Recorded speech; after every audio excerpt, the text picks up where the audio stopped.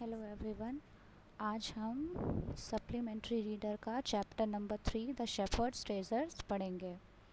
सबसे पहले हम इस चैप्टर की छोटी सी समरी रीड करेंगे जो कि 3 पॉइंट्स में है। A poor shepherd once lived in Iran. Though uneducated, he was very wise and helpful. The king decided to meet him in disguise. It means कि एक गांव ईरान में एक पुअर शेफर्ड रहता था। पुअर का मतलब गरीब एंड शेफर्ड का मतलब होता है गरेड़िया जो भेड़ चढ़ाते हैं। ठीक है, एक बहुत ही गरीब शेफर्ड जो है वो ईरान में रहता था। वो बहुत ही अनएजुकेटेड था, लेकिन इसके बावजूद भी वो बहुत ही समझदार और बहुत ही मदद करता था सबकी। The king decided to meet him in disguise. और किंग ने, वहाँ का जो ईरान का जो किंग था, उसने डिसाइड किया कि वो उस शेफर्ड से मिलने जाएंगे। अब हम इसको एलेबोरेशन में आगे पढ़ेंगे। In a village in Iran there once lived a shepherd. मतलब ईरान में एक गांव था, उस गांव में एक शेफर्ड रहता था। He was very poor, he did not have even a small cottage of his own. मतलब वो बहुत गरीब था और उसके पास खुद की कोई झोपड़ी भी नहीं थी। He had never been to school और learn to read and write. मतलब वो कभी भी स्कूल नहीं गया था, इसीलिए उसे पढ़ना और लिखना नहीं आता था। For there were very few schools in those days. क्योंकि उस समय बहुत कम स्कूल्स होते थे, इसलिए ज़्यादा लोग स्कूल नहीं जा पाते थे। दो poor and uneducated, this shepherd was very wise. मतलब वो अनएजुकेटेड था, गरीब था, लेकिन इसके बावजूद भी वो बहुत ज़्यादा समझदार था। He understood people's sorrows and troubles and helped them face their problems with courage and common sense. ठीक है, वो बहुत सारे लोगों की, जितने भी लोग थे जिन्हें कोई प्रॉब्लम होती थी, अगर वो किसी परेशानी में होते थे तो वो उनकी प्रॉब्लम को, उनकी परेशानी को समझता था और बहुत ही बहादुरी से और अपने कॉमन सेंस से उनकी प्रॉब्लम को सॉल्व करता था। Many people came to him for advice. बहुत सारे लोग जो हैं वो उसके पास एडवाइस लेने के लिए आते थे। Soon he became famous for his wisdom and friendly nature. और बहुत जल्द ही क्या हुआ, वो बहुत फेमस हो गया अपनी समझदारी और अपने फ्रेंडली नेचर के लिए। The king of that country heard about him and thought of meeting him. और जो वहाँ उस कंट्री का जो राजा था, जब उसने शेफर्ड के बारे में सुना तो उसने डिसाइड किया कि मैं भी उससे मिलूँगा जाके। Disguised as a shepherd and riding on a mule, one day the king came to the cave where the wise shepherd lived. एक बार क्या हुआ कि राजा ने जब डिसाइड किया कि वो शेफर्ड से मिलने जाएंगे, तो उन्होंने अपना जो वेश है वो कैसा बना लिया, शेफर्ड के जैसा बना लिया। और वो भी एक म्यूल पर बैठ करके उस केव के पास गए जहाँ पर वो शेफर्ड रहता था। As soon as the shepherd saw the traveler coming towards the cave, he rose to welcome him. और जैसे जैसे वो जो किंग हैं, जब वो आगे जा रहे थे तो शेफर्ड ने क्या देखा, बहुत जल्दी ट्रैवलर को जो है वो शेफर्ड को दिखने लगा कि वो क्या है, वो मेरी गुफा की तरफ आ रहे हैं। और जैसे ही उसने देखा कि कोई यात्री मेरी गुफा की तरफ आ रहा है, तो वो तुरंत गुफा के बाहर गया और उनका वेलकम किया। He took the tired traveller inside the cave. और फिर क्या किया उसने, उस ट्रैवलर को, जो कि राजा थे, उन्हें अपनी केव के अंदर ले गया और gave him water to drink and a share of his own meagre meal. और क्या किया उसने, उन्हें पीने के लिए पानी दिया और जो भी उसके पास साधारण सा खाना था वो उसने खाना उनके साथ शेयर किया। The king rested for the night in the cave and was greatly impressed by the shepherd's hospitality and conversation.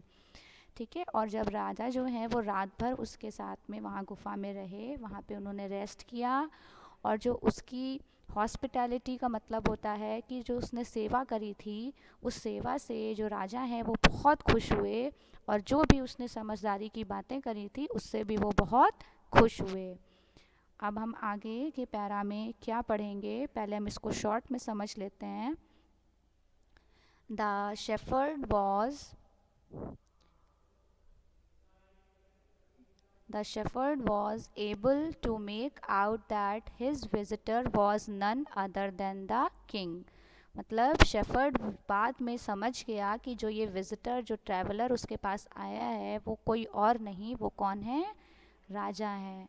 The king made the vice shepherd governor of a small district. और उसके बाद आगे हम ये भी पढ़ेंगे कि जो राजा है उसने क्या किया, बाद में उस शेफर्ड को एक स्मॉल डिस्ट्रिक्ट का गवर्नर बना दिया। Other governors became jealous of the new governor and called him dishonest. और जो इसकी वजह से जो बाकी गवर्नर थे दूसरे डिस्ट्रिक्ट के, वो इस चीज़ को देख करके बहुत ज़्यादा जेलस फील करने लगे। एंड कॉल्ड हिम डिसऑनेस्ट, और उसको क्या बोलने लगे कि ये बेईमान है।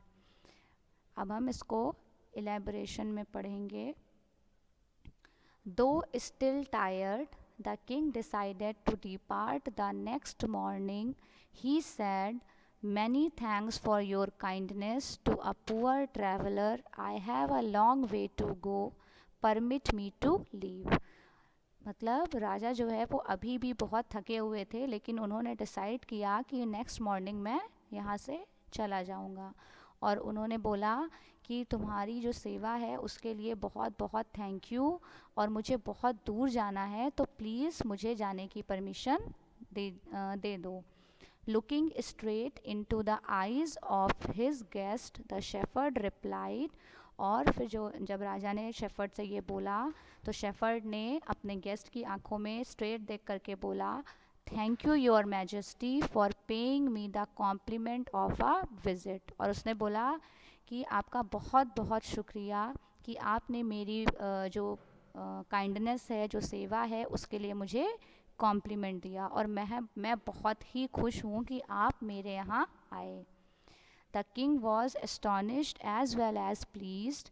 He is indeed very wise, he thought to himself, I need people like him to work for me. And the king appointed to this humble shepherd the governor of a small district. और जो king है वो बहुत ज़्यादा खुश हुए और बहुत ज़्यादा प्लीज्ड हुए, और उन्होंने अपने मन में सोचा कि मुझे इसी तरह के जो वाइज पर्सन होते हैं, वाइज लोग होते हैं, इनकी ज़रूरत है अपने राज्य में, ठीक है, और मैं चाहता हूँ कि इसी तरह के लोग मेरे लिए वर्क करें।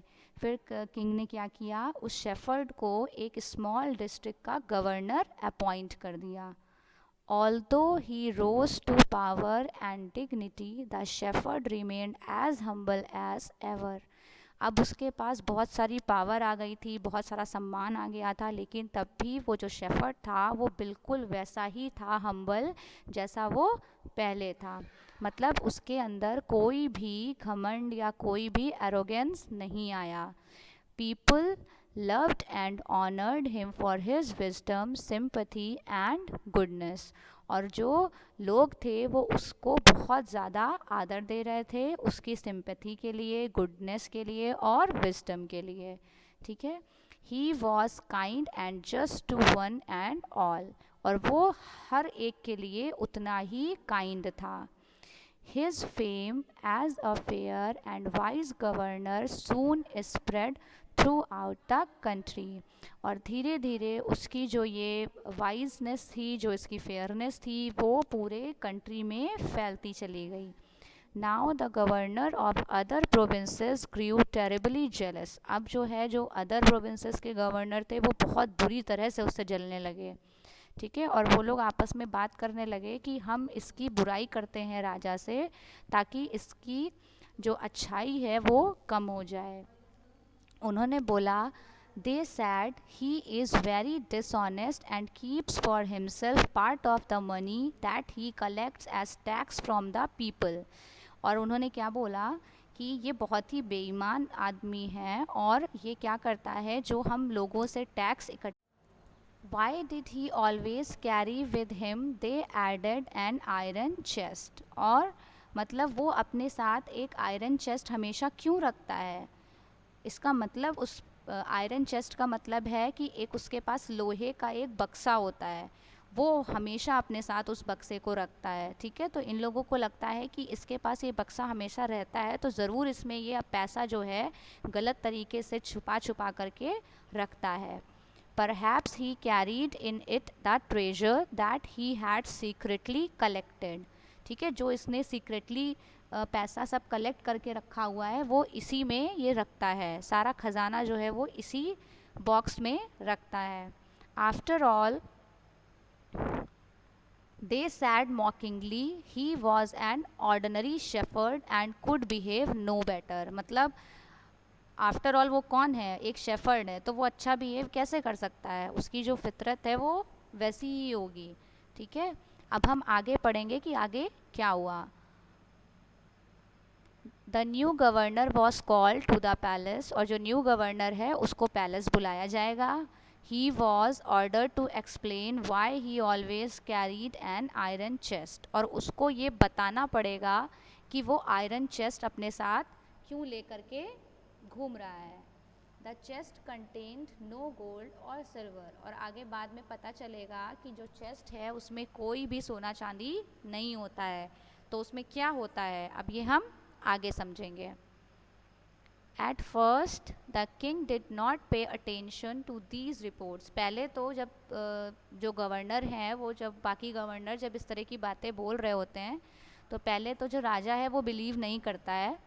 बट कब तक बिलीव नहीं करेगा, जब बार बार कोई भी राजा के कान में ये सारी बातें डालेगा तो कोई भी होगा, यकीन करना ही पड़ेगा, है ना। तो how long could he ignore these governors and their endless stories about the shepherd. और बहुत ज़्यादा लोग ये लोग बोलने लगे थे तो राजा को बिलीव करना पड़ा। One thing was certain, the king discovered the new governor did carry an iron chest with him all the time.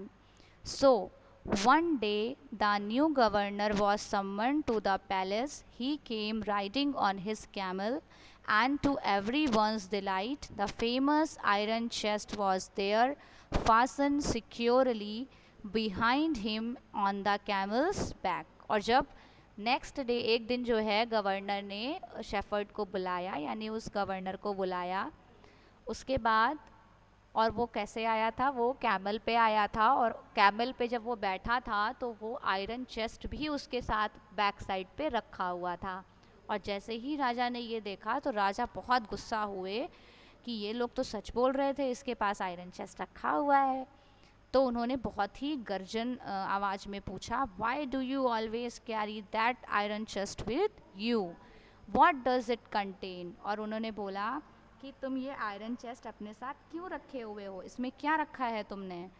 The governor smiled, he asked his servant to bring the chest. और उसने अपने, मतलब पहले governor जो है new वाला, उसने smile किया और अपने सर्वेंट से बोला कि ब्रिंग इन द चेस्ट, मतलब वो जो चेस्ट है मेरा उसको यहाँ लेकर आओ। How eagerly the people standing around waited for the shepherd to be found out. और जितने भी लोग थे और सभा में, वो सब बहुत ही उत्सुक हो गए और खड़े हो गए देखने के लिए कि इसमें से क्या निकलता है।